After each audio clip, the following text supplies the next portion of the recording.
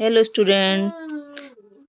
तो अब हम पढ़ने वाले हैं next unit 4.3 screening and assessment of disabilities and twice exceptional children. हम लोग जानेंगे पहले कि स्क्रीनिंग क्या होती है। जैसा कि हम देख रहे हैं, स्क्रीनिंग वह प्रक्रिया है जिसके द्वारा बीमारी विकलांगता की संभावना वाले व्यक्ति की पहचान की जाती है। इसमें बीमारी या विकलांगता साबित नहीं होती है। यह एक बड़े समूह में संभावना वाले व्यक्तियों का छोटा समूह बनाने में सहायक होती है। अर्थात स्क्रीनिंग वह प्रक्रिया है जिसमें जैसे बहुत सारे लोग हों, जैसे 100, 200 या 1000 लोग हों, उसमें से किन लोगों में समस्या है उसको छाँटना होता है। फिर उनका एक छोटा-सा ग्रुप बना के आगे की प्रक्रिया की जाती है। तो वो जो छाँटना ही है, उसे ही स्क्रीनिंग कहते हैं। वो जाँचना ही उन उन लोगों को एक बड़े समूह से अलग करना ही की प्रक्रिया जो है उसे स्क्रीनिंग कहा जाता है। जैसे उसमें था नेक्स्ट एक्सेप्शनल चिल्ड्रन। तो हम पहले एक्सेप्शनल चिल्ड्रन होते क्या हैं? जैसे जो नॉर्मल बच्चा होता है, जिसको नॉर्मल आईक्यू का, नॉर्मल ग्रोथ एंड डेवलपमेंट का, कुछ बच्चे ऐसे होते हैं जो बहुत इंटेलिजेंट होते हैं और बहुत जल्दी उनका फिजिकल ग्रोथ एंड डेवलपमेंट होता है और मेंटली रूप से बहुत ही इंटेलिजेंट, जिनको बोलते हैं गिफ्टेड बच्चे। और कुछ बच्चे होते हैं कि जो अपनी एज से भी कम ग्रोथ एंड डेवलपमेंट होता है, अपनी एज से कम आईक्यू लेवल के होते हैं। तो जो ज़्यादा होते हैं और जो कम होते हैं, दोनों लेवल के बच्चों को एक्सेप्शनल बच्चे बोलते हैं। अभी हमने जाना कि स्क्रीनिंग क्या होती है। एक बहुत बड़ी आबादी से ऐसे लोगों को छाँटना जिनमें समस्या है, उसे स्क्रीनिंग कहते हैं। और स्क्रीनिंग में कौन-कौन लोग होते हैं, वो हम जानेंगे। स्क्रीनिंग टीम उसको हम बोल सकते हैं। उसमें होते हैं doctor, audiologist, speech therapist, psychologist, special educator, physiotherapist. इसको हम कह सकते हैं, इस बहुत अलग-अलग फ़ील्ड के स्पेशलिस्ट होते हैं, जो स्क्रीनिंग करते हैं कि हाँ, बच्चे में समस्या है।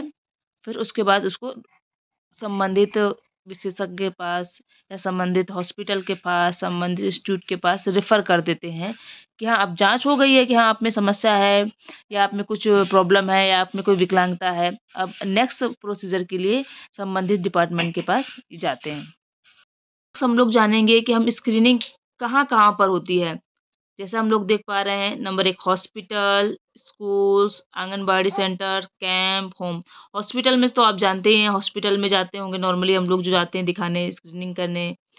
स्कूल्स में टीचर्स, अगर कोई छोटे से कुछ हिडन डिसेबिलिटीज़ होती हैं, लर्निंग डिसेबिलिटीज़ होती हैं, ऑटिज़्म होता है, जो बच्चे को स्कूल जाने पे ही पता चलता है। ऑटिज़्म के आफ्टर ऑटिज़्म जो है वो 3 साल के बाद पता चलता है। और इस विशेष रूप से लर्निंग डिसेबिलिटी स्कूल जाने पे पता चलती है। तो हम क्या कह सकते हैं कि जो एक स्क्रीनिंग का स्थान स्कूल भी है, जहाँ पर टीचर बताता है कि हाँ, बच्चे में ये समस्या है। और जो ग्रामीण इलाके हैं वहाँ पर आंगनवाड़ीज़ होती हैं, वहाँ पर जब बच्चे जाते हैं पढ़ने, तो वहाँ पर जो आंगनवाड़ी कार्यकर्ता हैं, वो पता लगाती है कि बच्चे में कोई समस्या है या कुछ है।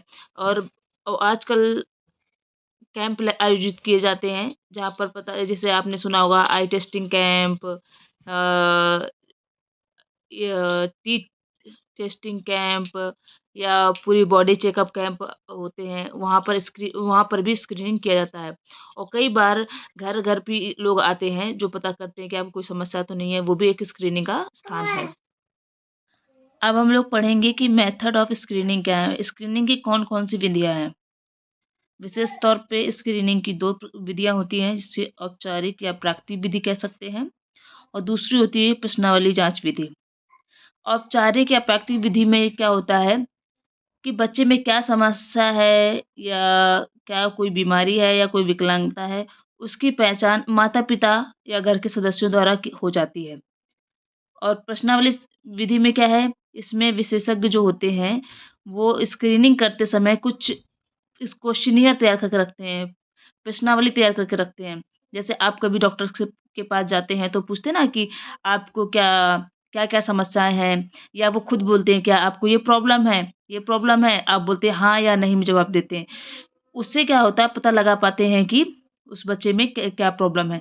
जैसे मान लीजिए कोई बच्चा जिसको सुनाई कम देता है, अगर वो डॉक्टर के पास जाता है, किसी विशेषज्ञ के पास जाएगा, तो वो उससे पूछेंगे क्वेश्चनियर के तौर पे कि क्या इसको बोलने पर क्या समस्या क्या है, बोलेंगे कि जैसे उसको सुनाई नहीं देता है, तो बोलेंगे आपको कैसे पता लगा? क्या आपने आवाज़ दी तो वो पीछे मुड़ के नहीं देखा? क्या वो ज़्यादा तेज़ आवाज़ होने पर कोई प्रतिक्रिया नहीं देता है?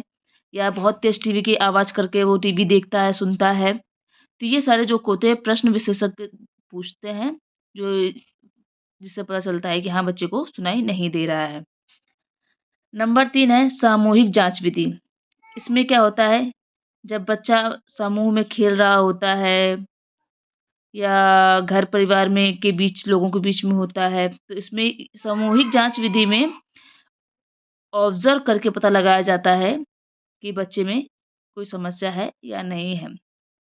अगर उसमें कोई समस्या है या कोई प्रॉब्लम दिखाई देती है या विकलांगता कोई दिखाई देती है, तो हम उसको स्पेशलिस्ट के पास ले जाते हैं। अब हम पढ़ेंगे कि स्क्रीनिंग के लाभ क्या हैं और उसकी हानियाँ क्या हैं। तो पहले हम देखेंगे स्क्रीनिंग के लाभ क्या हैं। इसमें क्या है, समस्याओं की पहचान कर स्क्रीनिंग के द्वारा हमें क्या होता है, समस्याओं की पहचान करने में सहायता मिलती है। स्क्रीनिंग से हमें समय की, धन की बचत हो जाती है। यह जल्दी एवं कम लागत पे होती है।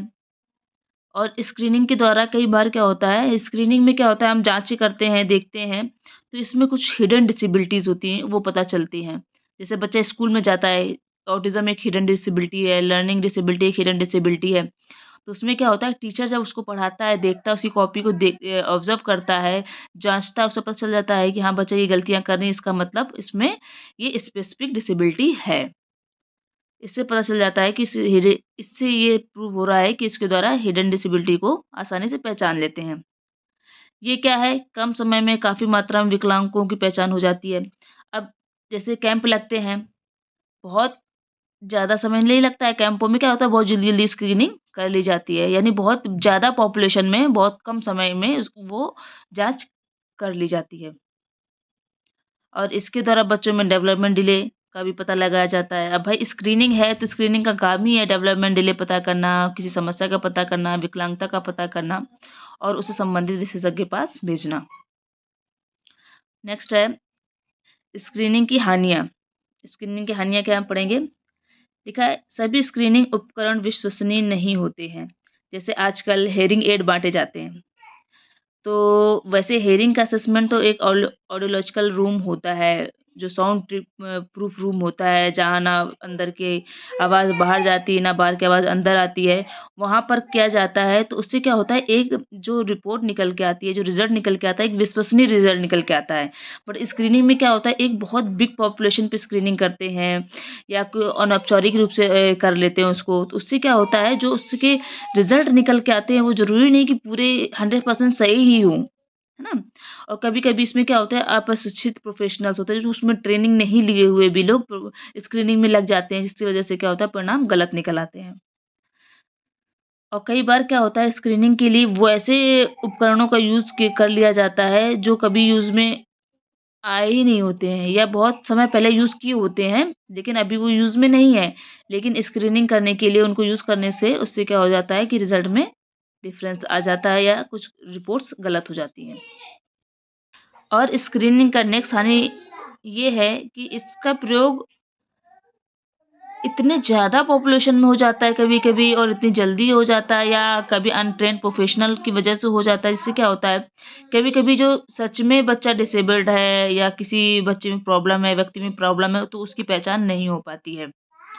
और कई बार क्या होता है कि अलग इंडिया में इतने अलग-अलग स्टेट हैं, वहाँ का कल्चर अलग है, वहाँ का सांस्कृतिक आधार अलग है, वहाँ का एनवायरनमेंट अलग है।